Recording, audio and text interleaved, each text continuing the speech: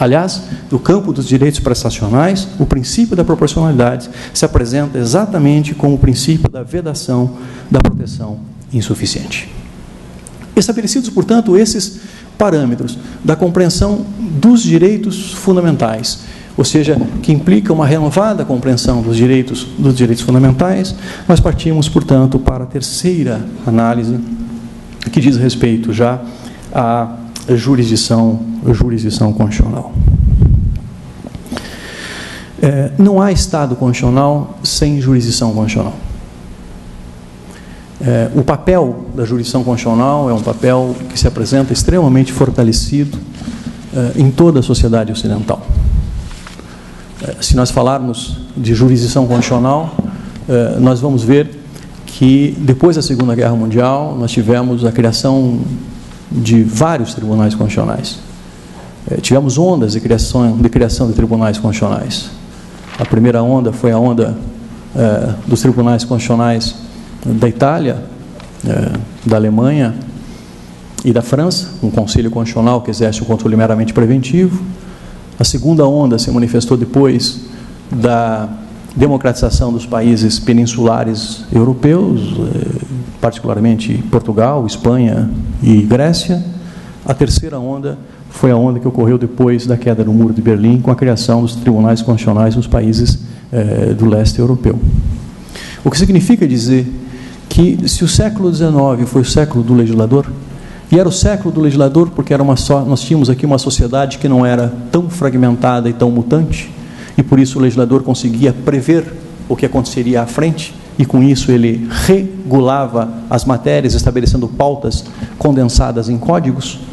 Se o século XX foi o século do administrador, porque nós superamos o entendimento do Estado mínimo e vimos a emergência do Estado de bem-estar social, e com isso houve a necessidade de uma atuação do Poder Executivo bastante forte para a implementação das políticas públicas, nós podemos dizer que o século XXI é o século da jurisdição, é o século do judiciário. Ou seja, nunca o juiz exerceu um papel tão proeminente nas sociedades ocidentais como está a exercer no último quartel do século, como está a exercer nesse século XXI.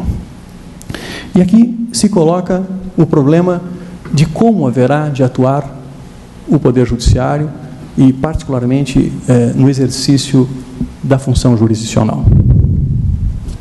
É aqui que emerge o velho problema do ativismo judicial ou da autocontenção judicial.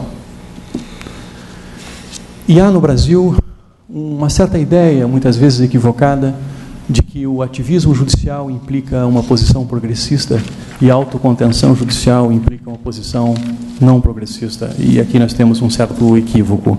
Se nós formos ver a história da Suprema Corte Americana, nós tivemos períodos de autocontenção judicial que implicaram exatamente um avanço do estado de bem-estar social, como aconteceu, por exemplo, no contexto do período Roosevelt, em que a Suprema Corte, em função de uma renovada interpretação da Constituição, superou a era Lochner. E tivemos outros momentos em que um ativismo judicial foi, de alguma maneira, fundamental para a defesa dos direitos civis. Ora, no caso brasileiro, é preciso dizer que o Supremo Tribunal Federal tem exercido um papel no Brasil que já passou por momentos mais importantes do que o momento que tem passado agora. Eu tenho sempre dito para os meus alunos na Faculdade de Direito, e isso vale para o exercício da jurisdição. Uma faculdade de Direito tem basicamente dois papéis a cumprir. O primeiro deles é o papel de produzir e reproduzir o conhecimento, oferecer um conhecimento sólido para os alunos. E o segundo papel é o papel de sensibilização. Mas, se não for possível as duas coisas ao mesmo tempo, que a faculdade cumpra o papel de sensibilizar os seus alunos, porque alunos sensíveis vão atrás do conhecimento. Eu digo isso lembrando a história da Suprema Corte Americana, e eu prefiro, como Montesquieu, falar da Constituição Inglesa, para evitar qualquer problema em relação ao nosso país. No caso da Constituição norte-americana, nós tivemos 3 juízes da Suprema Corte que marcaram de maneira indelével a história constitucional norte-americana. Tivemos o caso de Marshall, tivemos o caso de Warren, por exemplo, e tivemos ainda o caso da atuação na passagem exatamente da era Roosevelt. Mas eu quero ficar entre Marshall e ficar com Warren. Não se tratavam de juízes grandes eruditos em matéria constitucional, nem Warren, nem Marshall, mas dotados de grande sensibilidade. E com essa sensibilidade produziram uma mudança na Constituição, na compreensão da Constituição americana, que implicou uma renovação importantíssima naquele direito constitucional. Ou seja, e tivemos, por outro lado, Story, que foi um erudito, possivelmente só os iniciados conhecem Story, mas que não deixou uma marca indelével na história constitucional americana enquanto juiz, senão como erudito, como jurista. Portanto, a sensibilidade é algo extremamente importante no contexto da jurisdição constitucional. Pois bem, o papel, portanto, da jurisdição constitucional, no contexto do neoconstitucionalismo, é um papel de extremada significação. E o que tem ocorrido no direito brasileiro? No direito brasileiro, no que diz respeito à tutela dos direitos fundamentais e ao controle de constitucionalidade, nós passamos, como sabem os senhores, de um modelo de controle difuso incidental para um modelo de convivência entre o controle difuso incidental e o controle concentrado principal, para um terceiro modelo, que é o modelo que veio depois da Constituição de 88, que é o modelo de convivência, mas, todavia, com supremacia do controle concentrado principal. Ou seja, com ação direta de inconstitucionalidade, com ação direta de constitucionalidade criada pela emenda constitucional número 3, com ação direta de inconstitucionalidade por omissão, com a criação da arguição de descumprimento de preceito fundamental, já prevista na Constituição desde o início, mas regulamentada por meio de lei ordinária, nós vimos um transitar do controle de constitucionalidade para o modelo de convivência, mas um modelo de convivência que implica a verticalização da jurisdição constitucional, a compressão da jurisdição constitucional difusa e a concessão de maior importância à jurisdição constitucional concentrada, à jurisdição constitucional exercitada pelo Supremo Tribunal Federal. Pois bem, é exatamente neste contexto, portanto, que nós podemos falar que vemos exatamente aqui uma tendência. Esta é a tendência do direito brasileiro.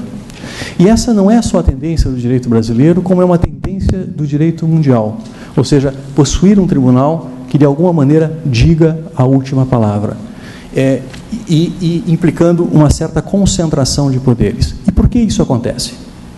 Ora, quando nós transitamos do paradigma do sujeito para o paradigma da linguagem, quando nós admitimos um direito principiológico que admite ponderação, quando nós percebemos que esse direito é um direito mais dúctil, como diz Gustavo Zagrebelsky, quando nós percebemos que a segurança jurídica não está no direito enquanto objeto, mas está no campo da argumentação, quando eu abro, portanto, todo o sistema jurídico, eu preciso ter ao mesmo tempo um mecanismo de fechamento.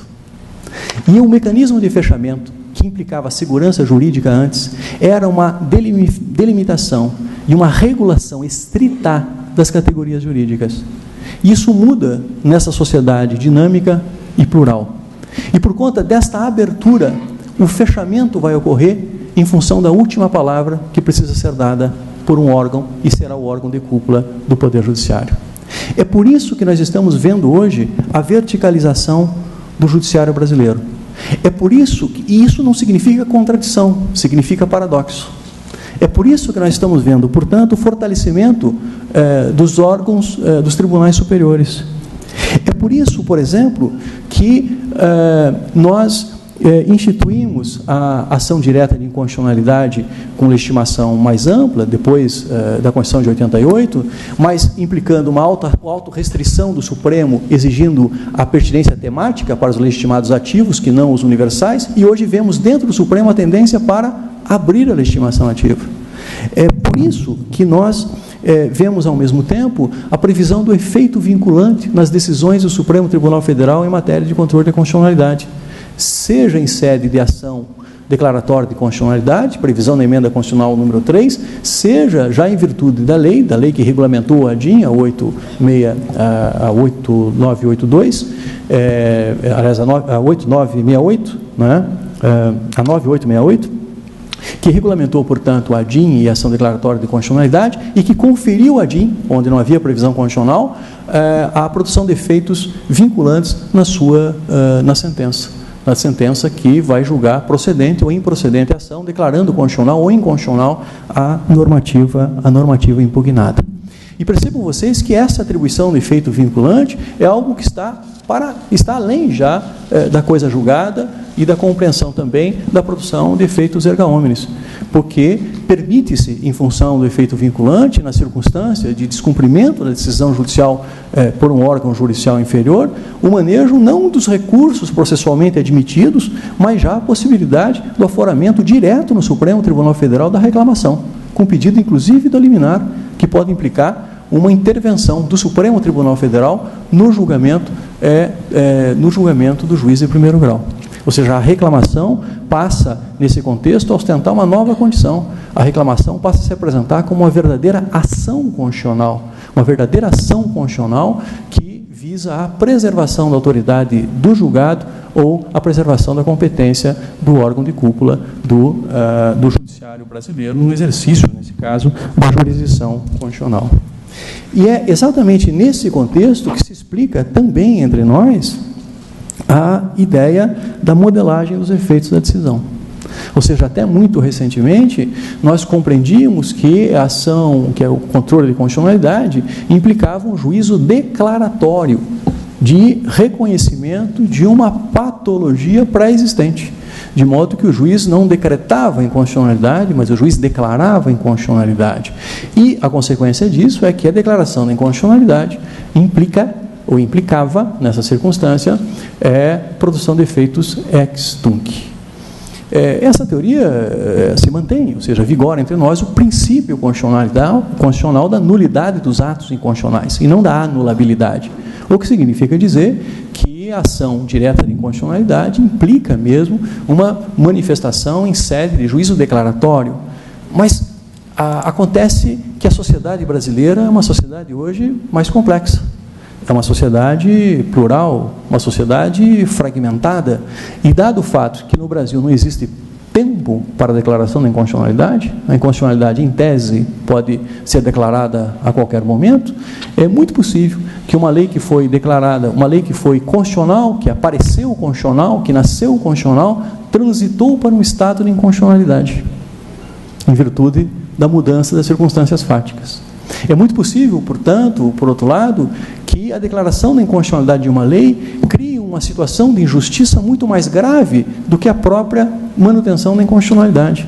Implica a hipótese, admitam a hipótese daquele cidadão que faz um concurso público e é investido num cargo público criado por lei inconstitucional do ponto de vista formal e que 20 anos depois vê, para o seu sofrimento e para a sua surpresa, a declaração da inconstitucionalidade da lei. Quer dizer, como é que nós podemos dizer que a declaração da inconstitucionalidade faz tábula rasa do que aconteceu no campo pretérito? E por isso que já a doutrina, a melhor doutrina brasileira, já estabelecia uma distinção entre a eficácia no plano normativo e a eficácia no campo das relações concretas.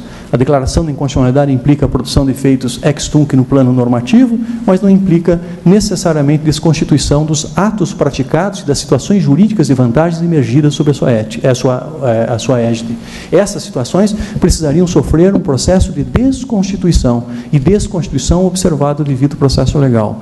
E observado o devido processo legal, onde nós iríamos, estamos no campo agora, de novo, da ponderação. Nós iríamos ponderar na situação concreta, de um lado, o princípio constitucional da nulidade dos atos inconstitucionais e, de outro lado, os direitos que foram consolidados, as situações que foram consolidadas, a ideia de segurança jurídica, e essa ponderação é que resolveria, não a situação erga omnes, resolveria o caso concreto. E tanto isso é verdade, que o próprio Supremo Tribunal Federal, tendo em sede de ADIM declarado a inconstitucionalidade de uma lei, em sede de mandado de segurança depois, num juízo concreto, ele reconheceu a produção, admitiu a produção de efeitos ex tunc para este caso, o próprio Supremo Tribunal Federal. Há incoerência nisso? À luz do pensamento positivista, sim.